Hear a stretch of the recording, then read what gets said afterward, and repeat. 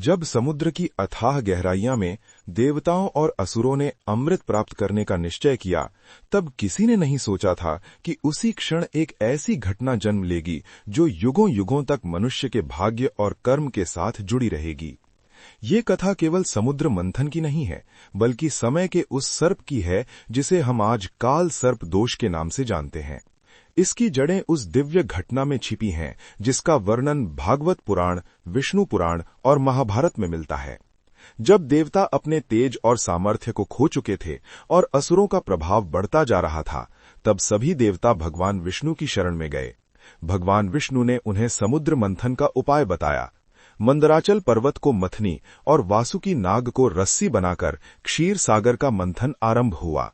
स्वयं भगवान विष्णु ने कूर्म अवतार धारण कर पर्वत को अपनी पीठ पर धारण किया। ये दृश्य केवल देव और दानवों का प्रयास नहीं था, बल्कि ब्रह्मांडीय शक्तियों का संतुलन था। मंथन के दौरान जब भयंकर हलाहल विष निकला तो समस्त लोग भयभीत हो उठे। तब भगवान शिव ने उसे अपने कंठ में धारण कर लिया और नीलकंठ कहलाए। इसके बाद अनेक दिव्य रत्न प्रकट हुए और अंत में धन्वंतरी अमृत कलश लेकर प्रकट हुए। अमृत को देखकर असुरों की आंखों में लालच चमक उठा। उसी समय एक असुर, जिसका नाम स्वरभानु था, छलपूर्वक देवताओं के बीच बैठ गया। उसने अपना रूप बदल लिया और चंद्र तथा सूर्य के मध्य बैठकर अमृत की कुछ बूंदें ग्रहण कर लीं।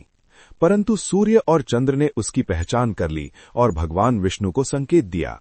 क्षण भर में भगवान विष्णु ने सुदर्शन चक्र से उसका मस्तक धड़ से अलग कर दिया, किंतु अमृत की बूंदें उसके कंठ से नीचे जा चुकी थीं, इसलिए वो मरा नहीं। उसका सिर राहु और धड़ केतु बन गया। सूर्य और चंद्र से प्रतिशोध लेने की भावना उसके भीतर सदा के लिए जलने लगी। तभी से राहु सूर्य और चंद्र को निगलने का प्रयास करता है, जिसे हम ग्रहण के रूप में देखते हैं। ज्योतिष शास्त्र में राहु और केतु को छाया ग्रह कहा गया है। वे वास्तव में भौतिक ग्रह नहीं, बल्कि कर्म और माया के प्रतीक हैं।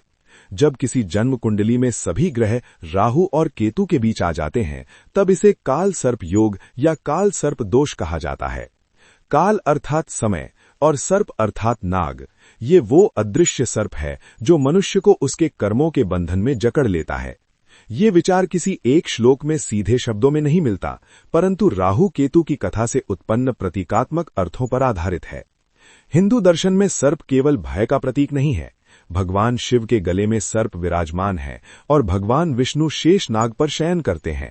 सर्प ऊर्जा, कुंडलिनी और समय की अनंत गति का प्रतीक है। इसलिए काल सर्प दोष को केवल अशुभ मान लेना अधूरा दृष्टिकोण है। ये कर्मों के फल, जीवन के उतार चढ़ाव और आत्मिक जागरण का संकेत भी हो सकता है। कहा जाता है कि जिन लोगों की कुंडली में ये योग होता है, उन्हें जीवन में अचानक परिवर्तन, मानसिक संघर्ष या विलंब का सामना करना पड़ सकता है, किंतु वही योग उन्हें असाधारण उपलब्धियां भी दिला सकता है। राहु भौतिक इच्छाओं और महत्वाकांक्षा का प्रतीक है, जबकि केतु वैराग्य और मोक्ष का मार्ग दिखाता है। इस प्रकार ये दोष नहीं, बल्कि जीवन के संतुलन और परीक्षा का एक चरण भी हो सकता है। इस कथा का गहरा संदेश यही है कि मनुष्य अपने कर्मों से ही बंधता और मुक्त होता है। समय रूपी सर्प तभी तक हमें जकड़े रहता है जब तक हम अपने भीतर के अज्ञान और अहंकार को नहीं त्यागते। जैसे समुद्र मंथन से अमृत प्राप्त हुआ, वैसे ही जीवन के संघर्ष से आत्मा का शुद्धिकरण होता है। काल सर्प की उत्पत्ति हमें याद दिलाती है कि हर कर्म का फल निश्चित है और समय सबका न्याय करता है। अगर आपको ये जानकारी अच्छी लगी तो वीडियो को ज्यादा से ज्यादा शेयर करें और चैनल को सब्सक्राइब करें। ओम नमः शिवाय।